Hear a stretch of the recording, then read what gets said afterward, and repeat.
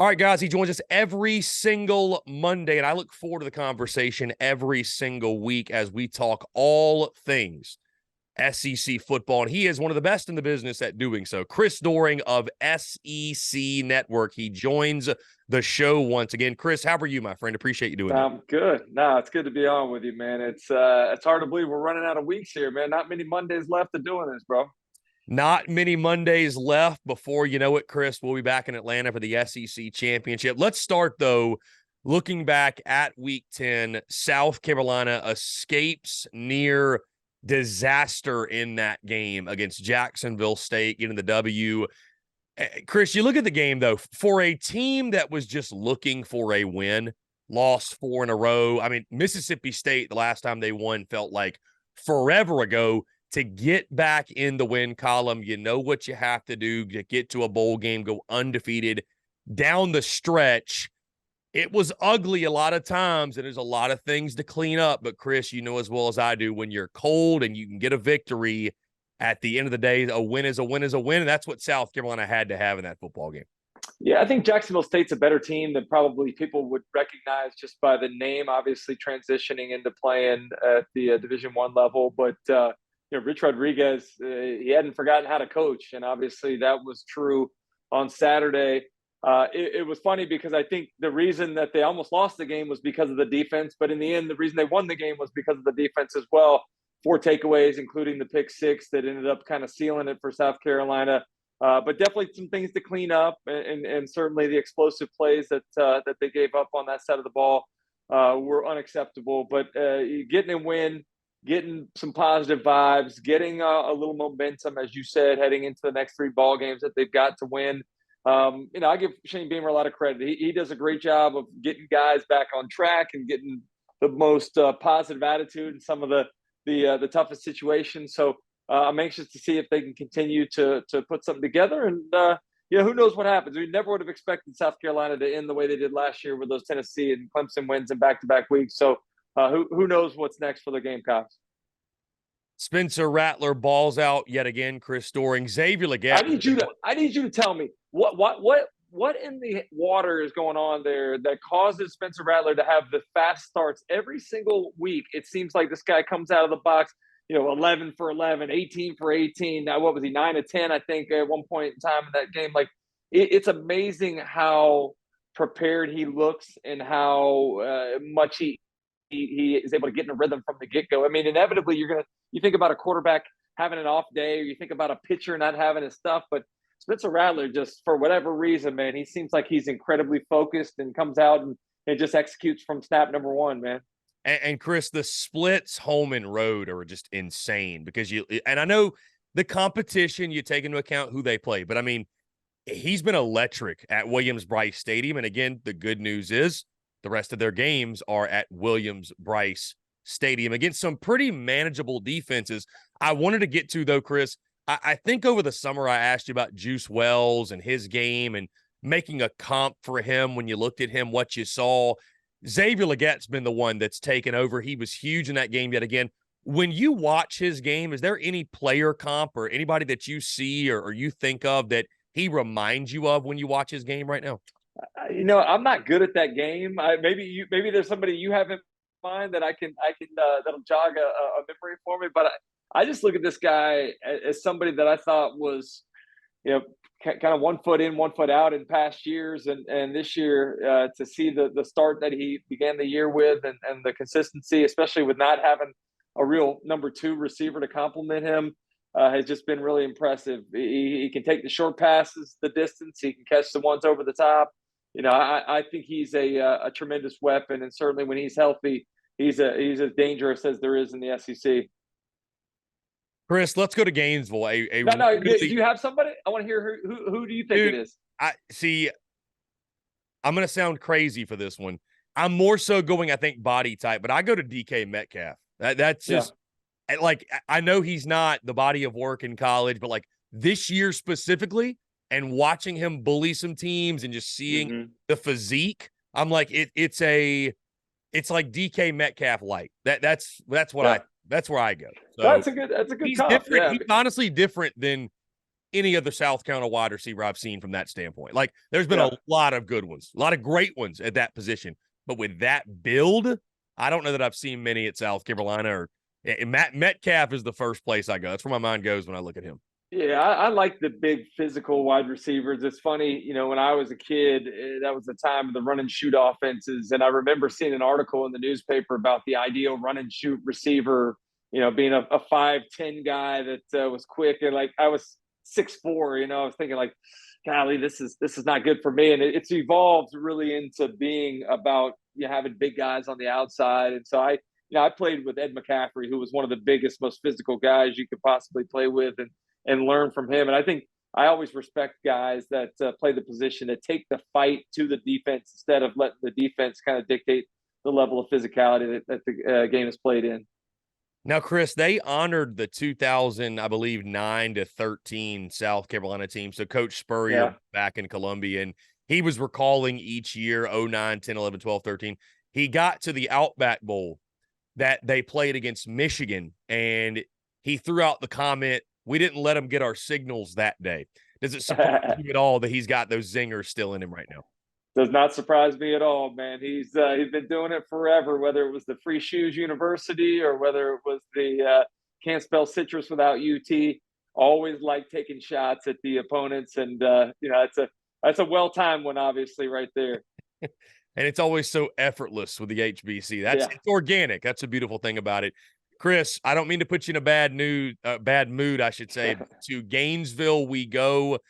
It feels like with Florida, every time there's a step taken forward, there has to be one or even two taken back. And I know a lot of Gator fans would argue there were a couple maybe potentially taken back on Saturday, losing to an Arkansas team that just fired their offensive coordinator. And they explode for a big offensive day. Admittedly, Chris, I didn't get to watch every snap of that game. What went wrong for Florida? And now, what's the bowl outlook like? Because it only gets tougher from here to try to get that sixth win. Let me start on the positive side, and let me praise the job that the Arkansas team did to get back on track. This team that lost 6 games in a row, they really were in a rut. Obviously, as you mentioned, fired Dan Enos. Kenny Guyton gets the opportunity to be elevated to the interim offensive coordinator position. I thought he did a good job of simplifying the playbook. They didn't do a ton on offense, but they did the things that their team is best suited for, and that's getting KJ Jefferson involved in the run game. 17 carries for 92 yards.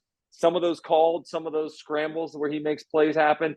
Rocket Sanders back, runs for over 100 yards. Offensive line, who hadn't really blocked well at all season, finds a way to create a little bit of a run game.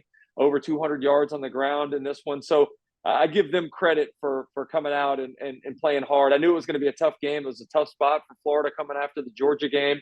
They just didn't look like they had a lot of juice early, find themselves down 14-0 quickly, fight back at the end of the first quarter. It's knotted back up at 14. And Florida had multiple chances to finish the game. And I said this on our show on Saturday night.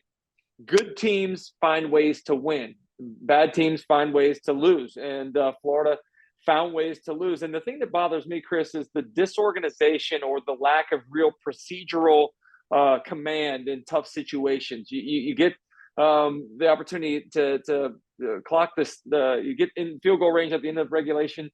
All you got to do is clock the ball here. You get a first down. The clock's already stopped. Florida's running on their field goal team and substituting like that is simple. Graham Mertz knew exactly what to do. He gets to the line of scrimmage trying to clock it, and they get a illegal substitution penalty because they're sending people on from the sideline. Like, it reminds me a lot of the Utah game where it just looks like complete disarray on the sideline. So yeah, I don't know why they don't by now have this thing figured out, but it really does scare me about the future.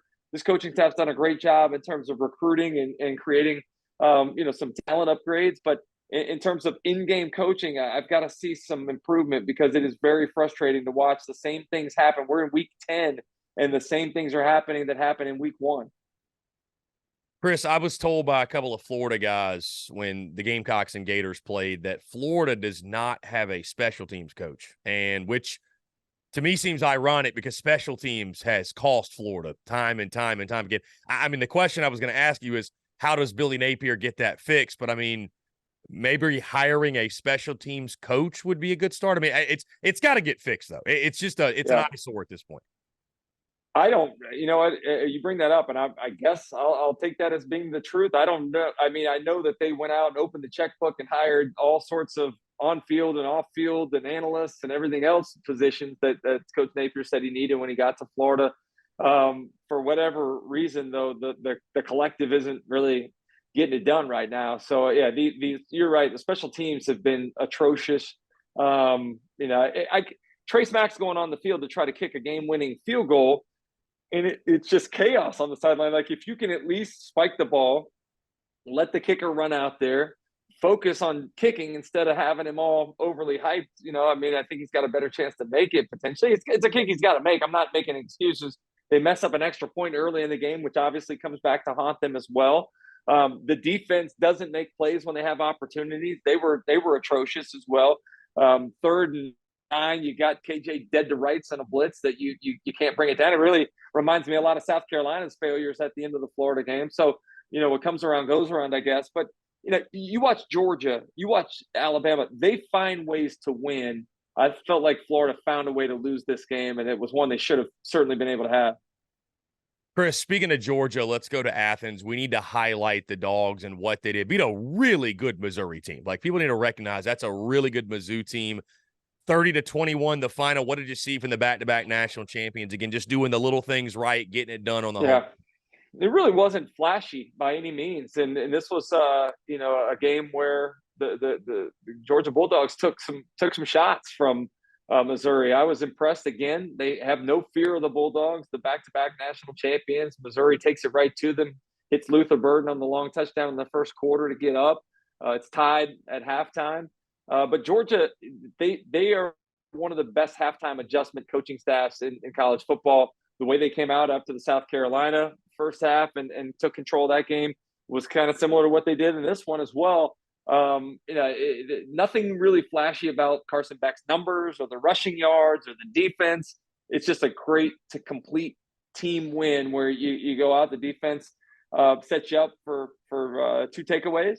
You don't turn the ball over, so you're +2 in the turnover margin. Your defense forces 2 field goals out of the 3 red zone trips. You can't beat Georgia if you're settling for field goals and you're turning the football over and not getting takeaways of your own. I just thought it was a very workmanlike, blue-collar win that doesn't really look all that great in the stat sheet, but at the end of the day, you beat a really good team, and you're able to move on and 2 down, 2 to go in that tough slate portion of your schedule, man.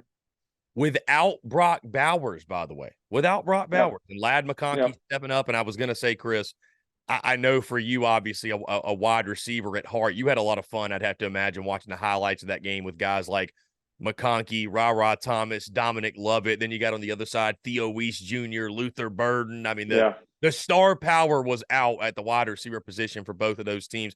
How impressed, let me just say this, how impressive to you, Chris, and they've still got a ways to go, some really tough challenges, of course, the game against Ole Miss, that game in Knoxville. But I mean, what Georgia's doing without Brock Bowers, and I know McConkey's gotten healthy, stepping up, but I mean, it's really impressive. I feel like everybody's kind of waiting on Georgia to fall, and if they get through this slate undefeated without him, I think that's really going to say a lot about them. Yeah, you know, Kirby mentioned in this post-game press conference, we're a next man up team, and they've really recruited incredibly well and developed guys that when they get their opportunity, step up and answer the bell. And I thought Oscar Delp played well, caught a touchdown pass, played well in the run game as an attached tight end in the blocking of the edge there. McConkey, as you mentioned, close to 100 yards receiving, was really Carson Beck's go-to guy. They just have a lot of guys on offense and defense that are unselfish and do their job. And one day it may be their opportunity to put up big stats. Another day it may be more of a secondary supporting role. But they're all about winning football games, and that's why, you know, they haven't lost a home game in Sanford Stadium since 2019, and they've won the last 2 national championships. And I think they do it again here coming up in January. Chris, to Tuscaloosa, the big one, LSU and Alabama. It's always a classic when these two teams meet. That was just a fun football game, man. Like, I was watching that game, and it was unfortunate, obviously, Jalen Daniels goes down with the injury late, but that reminded me of a game in which when you and your buddies are playing NCAA or Madden and you both have mobile quarterbacks and you're just taking off scrambling with those quarterbacks in the video game. Like, it looked like I was watching a video game. You know what it was? Go at it. I like that analogy, but it more so to me, it's like watching a high school football game where you put your best athlete at the quarterback position and you tell them to just go make plays. And the majority of the plays that both of those quarterbacks made were just improvisation. Like Jaden Daniels, the thing what I would do with him every down, and they do it a lot, I would just empty out the backfield, go 5 wide, and make a defense commit what they're going to do. Are they going to try to bring 6 and overload the pressure? And if you do, then you're throwing slants and you're hitting and going. If not, you got a hat for a hat and let Jaden Daniels just try to find his way. And he's very patient. He's like he kind of glides and then finds a little gap and hits it hard. And I mean, he had a run. I think he had a 24-yard run, 2 28-yard runs, a 40-yard run. Obviously, that he was difficult to stop, as was Jalen Milroe. I mean, you can't say enough about what Milroe did. 4 touchdowns on the ground himself, and like this is a fun offensive shootout, and you felt bad because the only way you're going to stop LSU was what they did there. They got a tip one time, and the ball gets intercepted. But you got to feel like Jay Daniels would have brought them back, at least had them in the ball game. But I'm not sure LSU was ever going to get a stop on Alabama either. So it was exactly what we expected it to be, a high-scoring shootout. But at the end of the day, I credit Alabama. They've come a long way from where they were in week 2 and week 3. But they got back to being Alabama, ran the football extremely well, got Jalen Milroe involved in the run game, something we wanted to see a little bit more of. And they possessed the football in the fourth quarter for 11 minutes and 14 seconds. That's talk about 4-minute offense. That's what Alabama used to do, take the air out of the ball at the end of the ball game. They haven't been able to do it the last couple of years, but to me, that was a great sign. Their ability to run, not only Milroe, but the rest of the running backs, and the ability to possess the football and not give LSU's offense a chance to bring them back late. To your point, Chris, when I was watching that fourth quarter, it reminded me of something I heard one time. It's not about can you run the football. It's about can you run the football when you want to and when you have to. And that's in the fourth quarter of a game when you're imposing your will on the opponent. And back to the quarterbacks, Chris, what really stood out to me is like we know the team speed on LSU and Bama is elite. And I was watching those guys running I was like, everybody else around them looked so slow. Yeah. It's funny. It was insane. I couldn't believe how fast they looked. I went back and watched the tape on Sunday, and it was exactly what you're saying. When Jay Daniels had the football, we're talking about the highest recruited players in the country on that Alabama defense, and they looked like slow little kids. They couldn't keep up with him at all. And the same was true for LSU's defense when Jalen Milroe had the football. It's impressive just how good those players are. And not just running the ball, but Jaden Daniels made a throw down the right sideline that was as good as I've seen him make. The precision with great coverage. I want to say it was maybe Malik Neighbors down the sideline, but 1 foot in. Like it was just a perfect throw. You can't stop them. You either hope that they make a mistake, a receiver drops the ball, or a ball gets tipped and you picked it off. And both of those things happened, and that's what the difference in the football game was. Chris, I got to ask you about the Dallas Turner hit on Jaden Daniels. What were your feelings on it? I know that it's funny when you're the Bama fan or you're on that side, you're like, hey, good hard-nosed football. I saw LSU fans, they want to file a lawsuit against the SEC and the officiating. I think it was a good hard-nosed football play. I understand why in that ball game you hate that it takes your quarterback out. I don't think it was dirty or anything of the sort. Like what did you take? Did you think it was dirty? Did you think it was targeting? What did you think? No, Benjamin Watson and I were sitting in studio watching this, and we said, man, when we were playing, you'd be celebrating a hit like that. That's one that you see on the highlight videos. You come in, you wrap up, you hit a guy hard, and you take him down. I understand it's a new day and age in football. I don't think he launched. I think if you slow it down and freeze it, maybe it looks like his helmet, is hitting him under the chin, which obviously it did. But I don't think it was a dirty play at all. I do think it was probably deserving of a roughing the passer call, which it got. But I don't think it was a targeting call that would have, gotten Dallas Turner out for the rest of the night. I wouldn't expect, Chris, you to have much sympathy as a guy that went across the middle and dealt with safeties back in the 90s. Nope, not at all, man. It's funny. Like, I would love to play in today's college football, man. No fear of really getting your head taken off. You remember back in the day, it was the old Crunch Course NFL videos. It was the Knocked Up on Monday Night Countdown. And nowadays, it is a totally different football game, which great. I love guys being able to be protected, but it's certainly a different style of play than what we played in.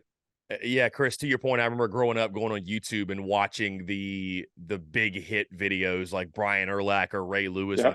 I'm just here, Chris. You're in one piece and made it through, and you didn't get separated in the process. So, very, very fortunate for yeah, sure. I didn't touch on the Ole Miss A&M game, Chris. Of course, everybody wants to go right to the conversation with Jimbo Fisher job. Let's give credit to Ole Miss, though. I mean, they just keep on keeping on. Like they still don't get. They get a lot of credit and notoriety because of Lane Kiffin. He goes on College Game Day, Go Tigers. That was really funny. He's the king of trolling and poking and prodding, but he's got a damn good football team too. Yeah. I mean, they just keep on keeping on, man.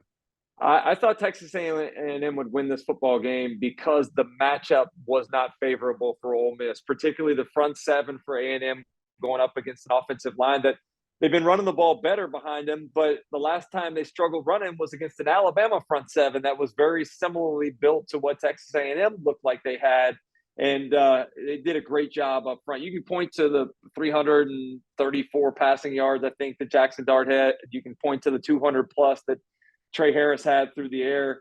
But all of that happens because the offensive line's able to block. This is the number one sack defense in the conference. They had 33 sacks on the year, and Ole Miss only gave up one on Saturday. Also going up against the number 2 rush defense in the conference and ran for 4 yards a carry, over 120 yards, I think, on the ground for Ole Miss. So I give that offensive line a lot of credit. But you're right, this is a very good team.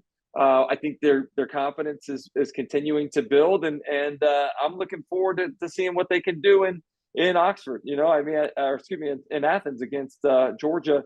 The one thing that Georgia looks like they're vulnerable to is the perimeter run game, and Ole Miss has a lot of really fast ball carriers. Whether you're talking about Judkins or Bentley, or you're talking about some of the jet sweep stuff, it'll be interesting to see if that speed is able to get to the edge and if they can have some success running some outside like Auburn did early in the year.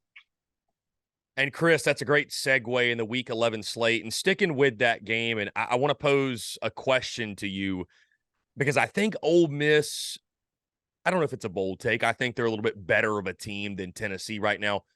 What's the more dangerous game for Georgia in your mind? That Ole Miss game? It's a night game in Athens, so that helps out a lot. Or the road trip on Rocky Top? What's a more difficult game for them? You know, I lean towards saying Tennessee is the more dangerous road game, only because the Vols seem like a totally different team in Neyland than they do when they're on the road. I also believe that Tennessee has upgraded their level of physicality on the lines of scrimmage, something that Georgia exposed last year. But until I see it, I'm probably a little skeptical as well. Like I told you before, I think Georgia wins the rest of their ball games. But in terms of the most challenging game, I lean towards what that crowd can create in Knoxville, and what will be a tremendous home field advantage, and obviously the most hostile environment that Carson Beck will have started in his career. So let's see. He hasn't really been shaken at all this year. He was a little bit slow starting in the first half against Missouri, got things together, but let's see how he does when he goes to Neyland and has to, face that defense that can certainly bring a lot of pressure, but that 105,000 plus that can make it a raucous environment there as well. Now, Chris, Tennessee, Missouri, what's funny about this game, over the summer, admittedly, right, you're looking at schedules. We're trying to kind of get ahead of things, and let me pick an upset here, upset there. Like, it's college football. Craziness happens. I had Missouri beating Tennessee over the summer. I did not know Missouri was going to be a top 15 team when it happened, though. And that's more than likely going to be the case when the AP poll drops yet again. And now we know Mizzou is a really, really good football team. Big one for Tennessee, obviously. Big one for Mizzou, too, though. The SEC East race, slim hopes, but it's still alive. What are you looking for in this one? I mean, again, a 3:30 kickoff. I think this could be the most fun game of the weekend.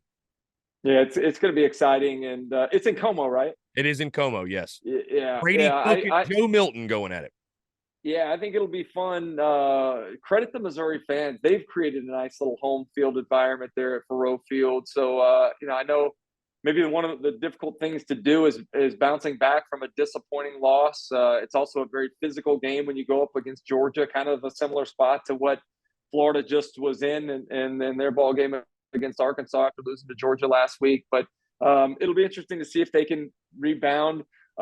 Tennessee seems to have figured things out offensively. We know they want to run the ball. I think that Joe Milton's stat line is 18 of 21 or whatever it was. Like last two ball games, I think he's completed over 80% of his passes. He's not being asked to throw an awful lot. So I think it's a perfect formula for them having success. But, I do think that it comes down. If I were Missouri, I'm trying to do everything I can to force Joe Milton to beat me and see if they can continue to consistently throw and catch the ball, something they didn't really do very well early in the season.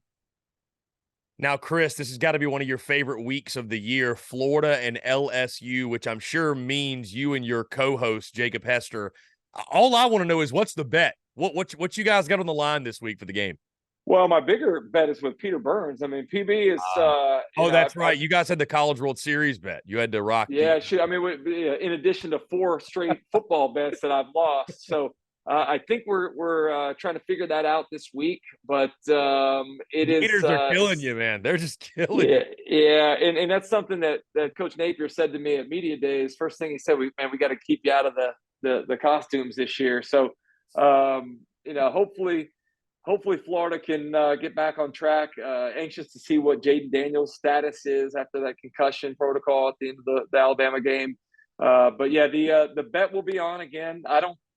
People say, "Well, are you going to take?" I'm not taking points. You don't take points with your alma mater. I take pride in supporting my Gators, and whether they go in there and win or whether they go in there and lose, that's secondary to support the alma mater off camera.